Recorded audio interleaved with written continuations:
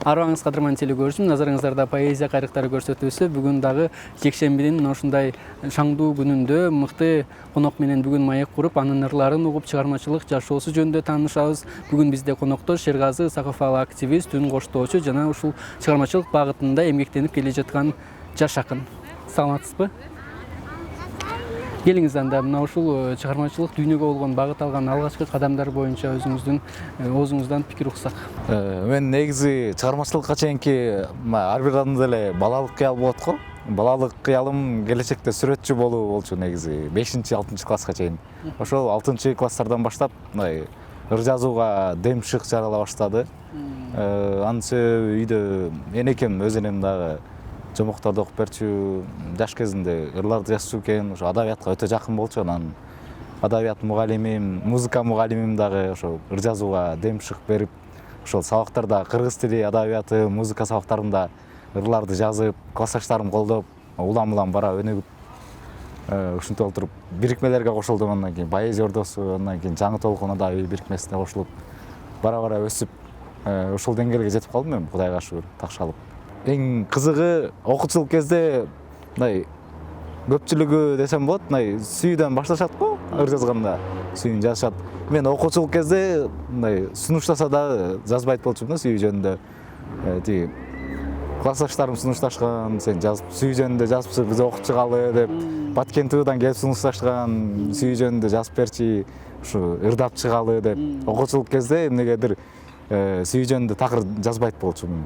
Балким уялыппы же балким мындай өзүмдүн намысым жол бербейт беле. Андан кийин сүйүү башка келгенден кийин мындай жазып баштайт экенсиң.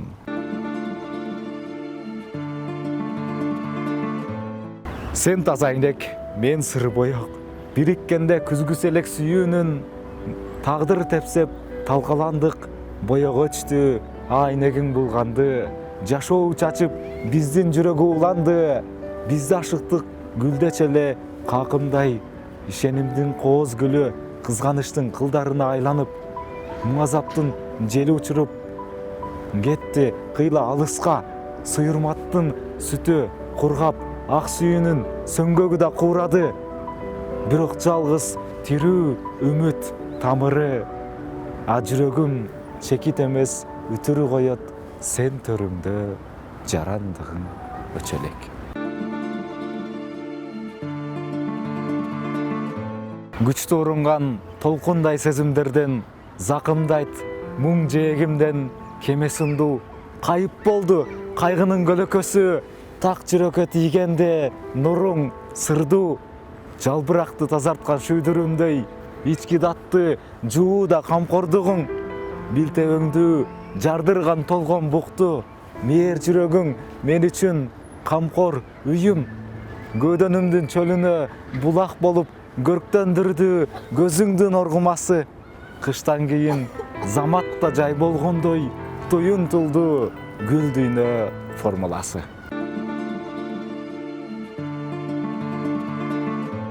Бул эргүү ар бир адамга өзүнчө келе турган учур болот. Кимдир бирөөгө кайсыл бир маселенин өзү эргүү болушу мүмкүн да, кайсыл бир орчундуу көйгөйдү көрүп, мына ошондон эргүү алып ыр жазууга себепкер болушу мүмкүн. Ал эми сиздин пикириңизде эргүү кандай учурда келет деп эсептейсиз? Менде негизинен жашоону сүйүп караганда деп айтсам болот. Бардык эле нерсени мындай көзгө сүйкүмдүү көрүнгөндө, мындай сүйүп караганда, кандайдыр бир жылуу сезим, жылуу таасир калтырганда, же болбосо мындай терс таасир калтырганда деле жазылат. Анан менде көбүнчө баягындай тынч учурларда, көпчүлүк акындар деле ушундай болуш керек. Тынч мындай өзүң жалгыз калганда мындай кененирээк ойлоносуң. Анан кээде болуп калат өтө таасир калтырганда, автобуста же базарда деле ызы чуу болуп жатса деле жазып. Көбүнчө түндөсү жымжырттыкта сонун ырлар жазылат. Асман мендей капалуу, жаз жамгыры улам жууп арулайт. Жер боягу калган болчу эскирип. Сүйгөн жандын сезиминдей төгүлөт, жерге асмандын арзуу муңун жеткирип. Тоңгон карды томолото ыргытып, тамчы түшөт тешип жүзүм муздардын, үшүк алган жерге төгүп мээримин, жылуу аба кысат демин ызгаардын. Тоң астында жаткан чөпкө суу берип, жамгыр кушу түшөт жайып канатын. Жер астында кумурскада жылмаят, суук кезде бүркөп жүрчү кабагын. Баары шаңдуу, асман гана капалуу, ички дартын мендей төгүп тумандайт. Тунук жүзүн булут каптап томсорот, анткени жер сендей алыста уга албайт.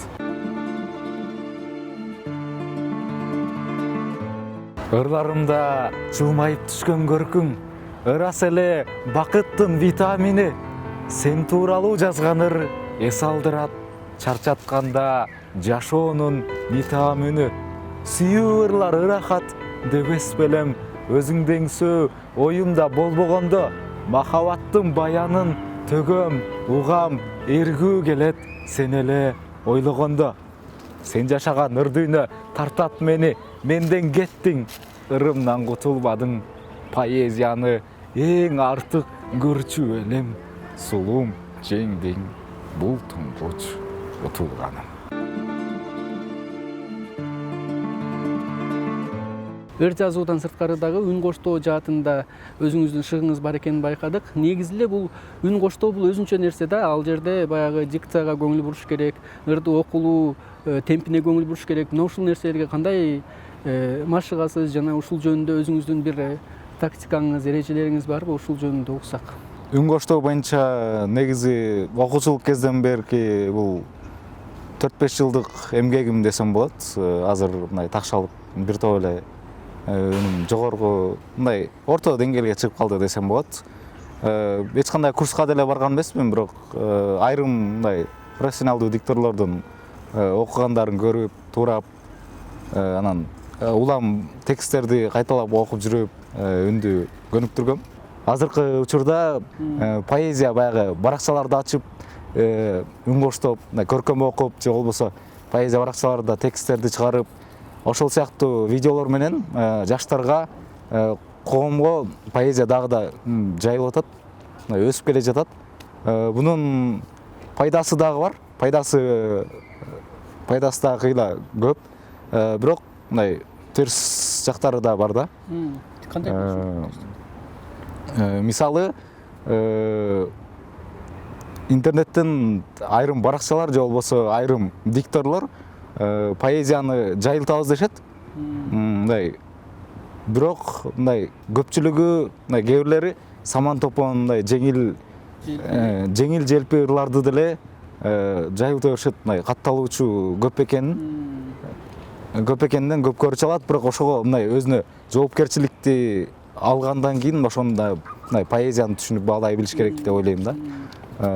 Көпчүлүк баягындай поэзияны жаңыдан таанып, жаңыдан киришип келаткандар, поэзия ушундай болот турбайбы деп мындай балуулугун жоготуп алышы мүмкүн да поэзия өзүн.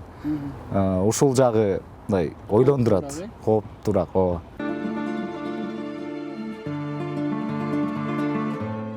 Ааламды башкарган акча, ар намысты өлтүрүп көмгөн акча, кандашыңды каныңдан бөлгөн акча, жан бергеңе айтпаган ички сырды жандап жүрүп биринчи көргөн акча, ыдыратып достукту туткан акча, ыйманыңды абийирди жуткан акча, сыйырматтын терисин сыйрып салып, саткындыктын бет кабын таккан акча, төрөлгөндө энчиңди койгон акча, кесел болсоң ооруңду жойгон акча, ааламды бүт каратып бийлигине атак даңкы көбүрүп тойгон акча, өлгөн кезде денеңди жапкан акча, бакытыңды бапестеп баккан акча, адам колду жаралып бир кагаздан, кайрадамды чуркаткан арттан акча, кубанычым күлкүм да ыйым акча, ачууланум жек көрүм сыйым акча, кээде жексур, а кээде боорукерсиң, сенсиз жашоо чын эле кыйын акча.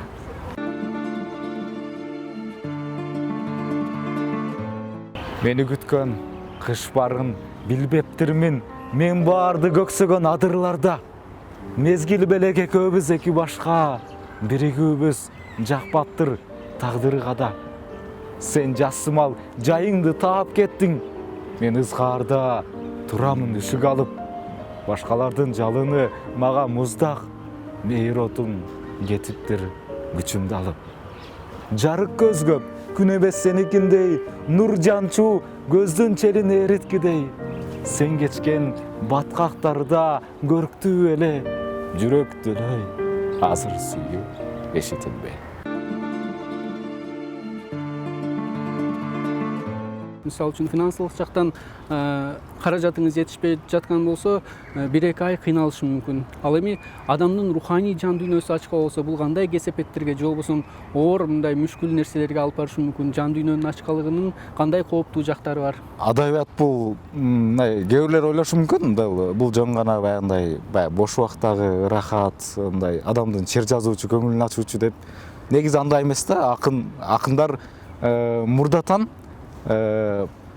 адабият бул мындай тарбия катары, мындай акыл насаатты же болбосо мындай сезимдерди адамдыкка тарбиялай турган мындай сөздүн маңызы болгон да. Кара сөздөн текстти узун кылып айландырып жазгандан көрө 2 сап же 4 сапыр менен мындай чоң маанини берип адамдын жашоосуна жеткирип койсо болот да. Мисалы мен өзүмдүн эле сезимимди же болбосо болгон бир окуянды жазсам, кайсы бир адам ошондон өзүн табат да. Анан көпчүлүк учурда мындай адам кайсылырдан өзүн таап, мындай жашоосундагы айланасындагы кайсы бир нерсени байкаса, ошол ыр ага көбүрөөк чыгат да, ошону мындай мыкты экен деп ойлоп калат. Ошол сыяктуу эле адабият бул адамдыкка, чыныгы адамдыкка тарбиялайт. Ушул сыяктуу ушул жаатында бир 2 сап ырымды айта кетсем, бир ырың жашооңдосо бакыт таза, бир сабың тагдыр бузса эң чоң жаза. Үшкүрүк, ый, кыйкырык, үнсүз ичтен, билгенге сүрү, бирок үндөн күчтүү, дүйнөнүн баардык көйгөй азабынан ички ойлор бир топ оор кыйла учту. Максаттарым максатты дег өмүрдө, ушул сана жүрөккө бычак такайт. Канчалык салымым бар бул өмүргө, атагдыр мени ичинен ким деп атайт. Таң атканда жаралган бул суроомо түн уйкуга кетерде жооп келер. Балким жашап таппаган өздүгүмдү бүтөр кезде кимдигин жүрөк сезер. Толгон душман, толгон жоо жамандыктан, абийиримдин кастыгы кооптуураак. Адаммын деп тик туруп баскан менен, адам боло алдымбы жууптуураак. Үшкүрүгү жаштында, карынында, таба албай өздүгүн орун издөө. Бактылуумун өзүмдү тапсам гана, өмүр сүрөт баарында ушул мүдө.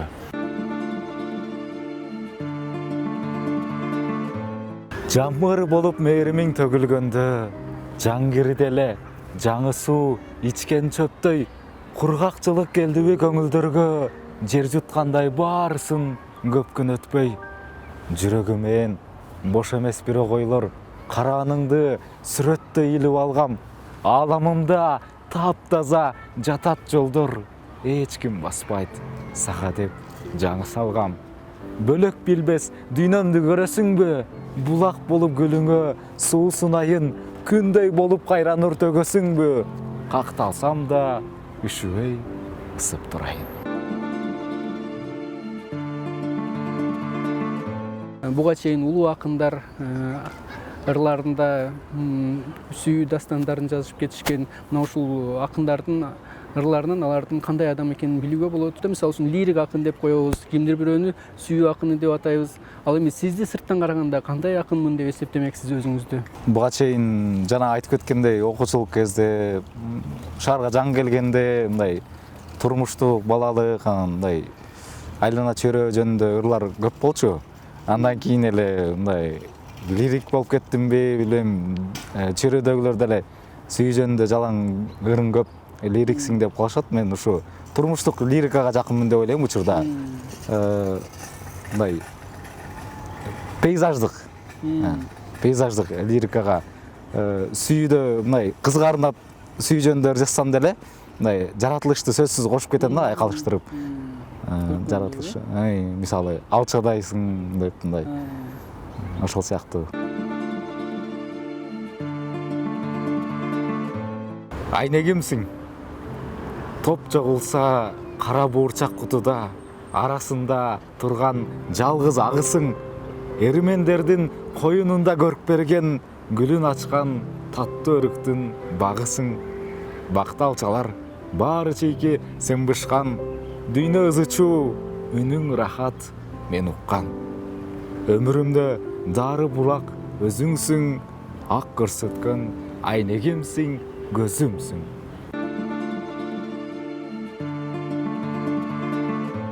Ойготтуң. Уйкумду ачып, ойготтуңбу кайгыдан, ак таңымсың, демиң сенин тазаба, жүзүң тунук, жаздын ачык асманы, күн жаткандай жүрөгүңдө, кечте батып, күндүз чыгат көзүңдөн, күлсөң тишиң аппак өрүк гүлүндөй, мукамының табияттын күүсүндөй.